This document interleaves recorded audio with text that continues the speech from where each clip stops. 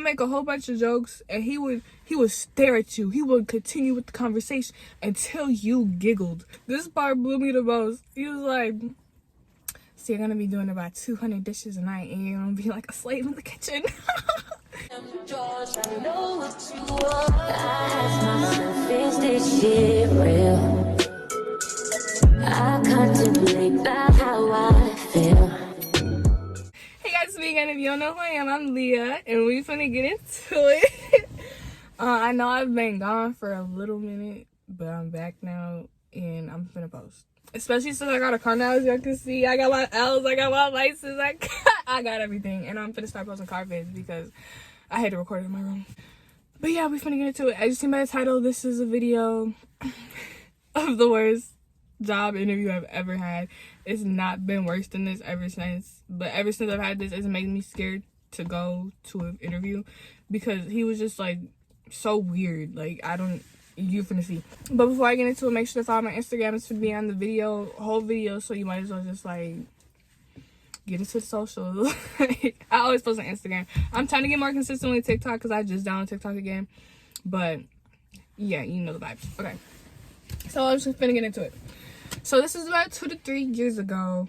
2 to 3 years ago, I was looking for jobs. I was applying on Indeed. I know y'all do that too. I applied for like 20 jobs on Indeed. Not any of them were really hitting me back because I was like 15. Everybody wants a 16-year-old, which I still don't understand that. Like, I can do the same shit at 15. I can do it at 16. Okay? Yeah, so I was applying on everything on Indeed. I was applying for like pizza places, McDonald's, Burger King. I was applying everywhere. But I came across this one listing. It was for a country club. I don't think I'm going to say the country club's name, but it was for a country club. And it was like 15 minutes away. And I thought I was going to be in some Outer Banks type shit, on some Kooks type shit. So I was like, I might as well apply. So I applied. And they hit me back mad quick. So I was like, okay. So we scheduled an interview. I couldn't drive yet, so my mom had to drive me. So yeah, she drops me off at the entrance. And like the second I get out of that car, you know the feeling of just where like, you know you're not supposed to be somewhere. Like this was a country club for like white people. Like, no, I'm not even trying to be like, you know what I mean. This country club for white people.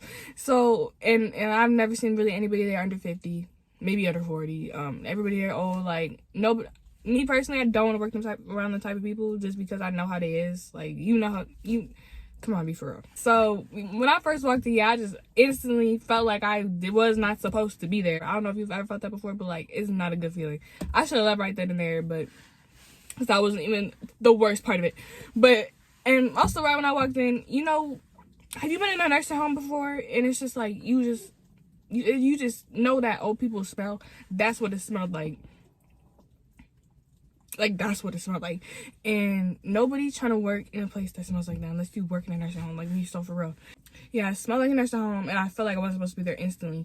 But knowing me, I like to stick things through. I don't like to, like, be awkward, so I didn't just leave. I should have left.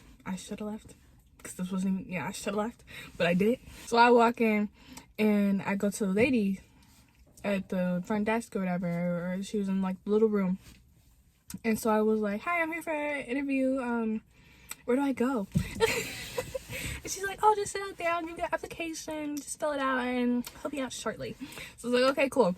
So I'm filling out the application, even though I already put in the application on Indeed. Like, what am I? But it's like the paper one, I guess. I get to the bottom of the first page, and this is where I should have left, because it's telling me I can't accuse the manager of being racist, homophobic, sexist, or anything like that, or else I'm instantly terminated.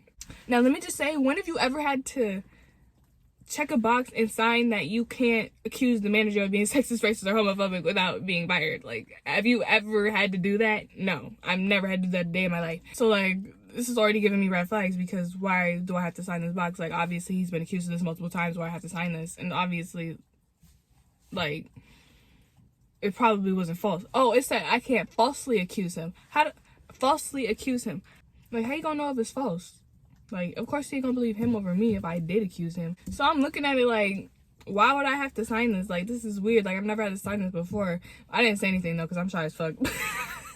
I didn't say shit. But I'm already, like, he hasn't even come out, and I'm already looking at him like, what the fuck? Like, what is to you? Like, you're already weird to me. But I signed it. Signed it, dated it, and checked the box. Because I really wanted the job. I didn't give a fuck.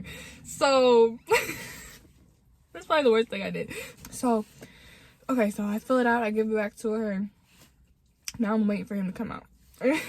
Okay, let me describe him. What should I name him? He looks like a Gary, so I'm gonna call him Gary. So Gary looks like the best way I can describe him, he's round, like big round. He has the circle glasses. He's bald right here. Got the stringy hair about to here. That's gray. He's about 5'5", 5'6". He was about my height. And yeah, that's the best way I could describe him. But like, no offense, but like, if just looking at him, I could see why people would accuse him of those things, like just because of the stereotype. So yeah, he comes out, he brings me to the back room. In the back room, there's this other employee in there, this female employee. I don't know her name, I don't remember her name. I just remember her sitting there the whole time. She didn't even talk. She was literally there for decoration. But now that I think about it, I think she was there because he is weird. Like, he is weird. Like, I feel like if she wasn't there, he would have said more out-of-pocket shit and tried some shit. Like, I'm not gonna lie. So we sit down. And he's talking to me about the job. First, he asked me, what's it called? What's my, preferred wage? And I think I put, like, 12 to 14. But he was like, oh, we can't do that. We only charge 10. But if you work here for 6 months, you get a raise. First of all, I'm not gonna work here for 6 months. I'm not gonna work here for a day. Yeah, so I was already mad about that because when the second he went below what I wanted, I was like, no. Like, no, not even that. The second I had to sign that box, I was already like, no, because I'm already knowing. But yeah, he gets into the job description. I think I applied to be a dishwasher, which I don't know why I applied to be a dishwasher because I don't even do dishes at home. So why am I finna wash your dishes? I don't even like doing dishes. Nobody likes doing dishes, like, be for real. But I think I applied for it because I wanted to ask him if there were other job opportunities. So he starts talking about the job. He talks about how we get 1 free meal per shift, and he's gonna make me eat mine no matter what because he knows I'm gonna be hungry. Man, what the fuck is you talking about? What the fuck was that? I don't know if that was a fat joke, but like, y'all, I'm not big. I'm not big. Like, he was like, because I know you're gonna be hungry. Like, nigga, you're gonna be hungry. I'm not gonna be fucking hungry. I don't get hungry, nigga. Like, I'm not gonna eat this food. So, just the fact he said that was like crazy.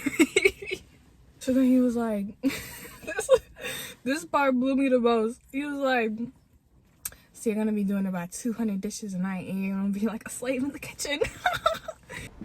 Do the hokey pokey and turn your big ass around and get the fuck back to your fucking seat. The fuck is wrong with your ashy ass?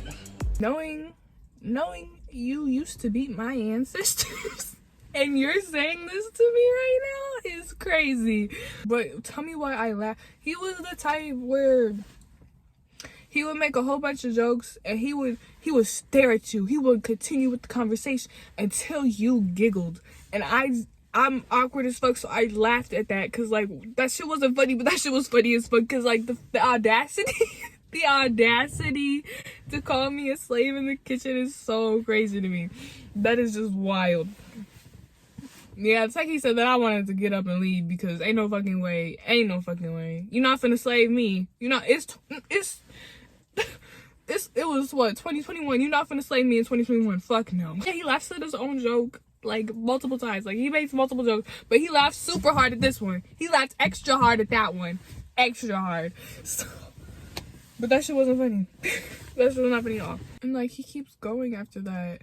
And like, as he's talking like about like the food they serve and like how they have like these big events for like school sports, he was talking about, well, I love soul food and my favorite food is greens.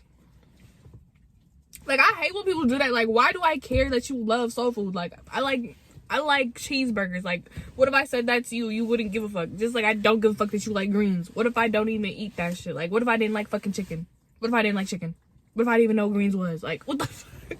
I feel like he was trying to be relatable, but wasn't shit relatable about that. Like, I don't give a fuck if you like greens. I don't give a fuck if you like soul food. I don't give a fuck if you love some cornbread, nigga. No, but I should have smacked the shit out of him for a lot of shit he said. But like, now that I think about it, he might have been like mentally slow or something. But like, is that an excuse?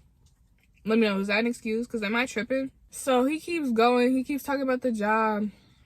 And all of a sudden, I think he said I was hired. Like, I'm not even answering really his questions really that detailed. I'm hired. Like, okay. I mean, I'm not going to complain. So yeah, then he gets to talk about, yeah, I'm hired. And my t-shirt size. And he's talking about, oh, you're gonna need a 3X, huh? What is this, the second time you said something about my fucking weight, nigga?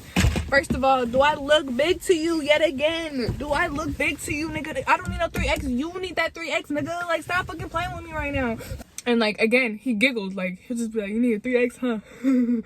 And I'd have to be like, because, like, he wouldn't continue until I laughed. And that was probably the worst part of this interview. It was so awkward. Like, I'm already awkward. But the fact that he did that made it even more awkward. It was just horrible. So yeah, we're getting to the end of the interview, and I'm pretty sure he mentioned something about me being like cute or beautiful or attractive. I'm pretty sure this was like 2 years ago, so I can barely remember it for real, but I'm pretty sure he said some shit like that, and it just made me so uncomfortable. Like, I felt like if I would have worked there, he would have like sexually assaulted me. Like, I'm real shit. Like, if I would have worked there, something would have happened, or something would have just tested my nerve to the last. And I would have slapped the shit out of him. And I don't even slap the shit out of people, but I would have slapped the shit out of him. Period. So yet again, the girl just sitting there. The girl just sitting there, like, she just hearing all this laughing and giggling with him. She was wrong too. I don't know what to name her. I'm just gonna name her, I don't know, Jill. No, not Jill. Like Cindy. I don't know. She looks like a Cindy. She looks like a Cindy. Cindy. So Cindy gives up and gives me a tour. We get to the kitchen. And it wasn't really nothing special about the kitchen, but the best I can explain it is if, like, it was this girl in here that looked just like Precious. I felt like I was like Precious. Like, she looked just like Precious. Oh my gosh. It was just such a typical, like, kitchen scene. Like, it was like this dude that looked like he was the manager's son. The girl that looked like she from Precious. And there was someone else back there. I want to fit in. I want to fit in. You don't need the little light skinned girl back there too. I'm cool. But yeah, after that, they was like, okay, we're gonna call you tomorrow, first time you can start. When I tell you, when I left, I blocked their number. I deleted their shit off Indeed. No. I would have been dumb as fuck to come back. It was probably the funniest interview I've ever had, and the most racist interview I've ever had, and the only time I felt uncomfortable in an interview, because I don't know, that shit was just so weird to me. Yeah, that's all I got to say about that. I just needed to tell somebody. I just needed to know what y'all think. Like, should I have taken the job? Should I have taken the job? Did I handle that correctly? Like, did I handle that correctly? Like, or should I have spazzed on him? Because I feel like every day I should have spazzed on him and put him in his place. But I don't know, y'all. I'm shy, so I probably wouldn't have done it anyway. But yeah, that's the end of the video. Thank you guys for watching. Make sure to like and subscribe, and let me know any video ideas you want me to do in the comments down below. I'm starting to post every Wednesday. Thank you guys for watching again, and I'll see you guys next time. Bye. Drop them George, I know what you want. I ask myself, is this shit real?